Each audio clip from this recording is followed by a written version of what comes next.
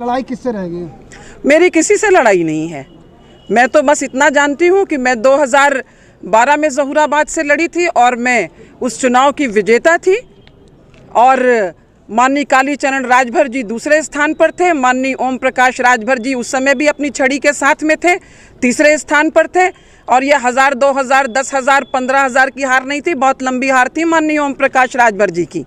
और मुझे पूरा विश्वास है कि 2022 में भी मैं इस चुनाव को भारी मतों से जीतूंगी, अपने क्षेत्र की जनता के आशीर्वाद और सहयोग से। आपकी कॉन्स्टिट्यूएंसी में 60,000 के करीब आबादी बताई जाती है राजभर कम्युनिटी की जी, और 2 कैंडिडेट जो हैं जो आपके ओपोनेंट है वो उसी कम्युनिटी से आते हैं। जी, क्या काउंटर करने की क्या स्ट्रेटजी है? मैं आपसे एक बात कहना चाहूँगी। आपसे क्या, मैं तो एक बात कहती हूँ कि लोग बात करते इतने राजभर हैं, इतने मुसलमान हैं, इतने यादव हैं, इतने ठाकुर हैं, खाने खाने में लोगों को लोग बांट देते हैं। मैंने ऐसा कभी नहीं सोचा। मैं 80-20 की बात नहीं करती, मैं 60-40 की बात नहीं करती, मैं 85-15 की बात नहीं करती। मैं हमेशा बात करती हूँ 100% की।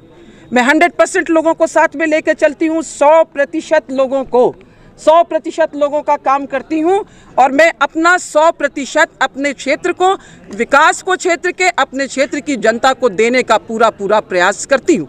मैं ये बात आपसे इसलिए कह रही हूँ, जो आपने सवाल पूछा है, जब मैं ज़हूराबाद से चुनाव लड़ने गई थी उस वक्त भी मुझसे बहुत से लोगों ने ये सवाल किया था। उस वक्त लगभग 40,000 यादव मतदाता थे और 28,000 मुस्लिम थे।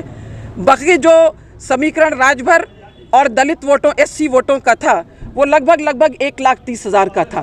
तो मुझसे लोग कहते थे कि ये आप कैसे चुनाव लड़ेंगी, आपका 68 पर आंकड़ा आ रहा है और ये इतना आ रहा है। मैंने उनसे कहा कि देखो, खाने खाने में मत बांटो। मैं इतना जानती हूँ कि मैं भी इंसान हूँ, ये भी इंसान है और प्रेम की भाषा सब समझते हैं। मेरा पैगाम मोहब्बत है जहाँ तक पहुँचे।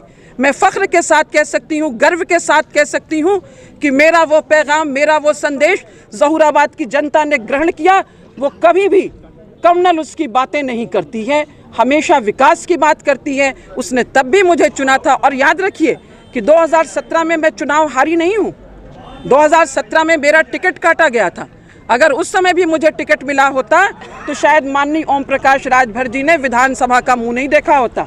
मेरा टिकट काटा गया था और जो आज बात कर रहे हैं बड़ी बड़ी, वो 2017 में भारतीय जनता पार्टी के टिकट पर जीत करके पहली बार विधानसभा की दहली पर पहुंचे थे।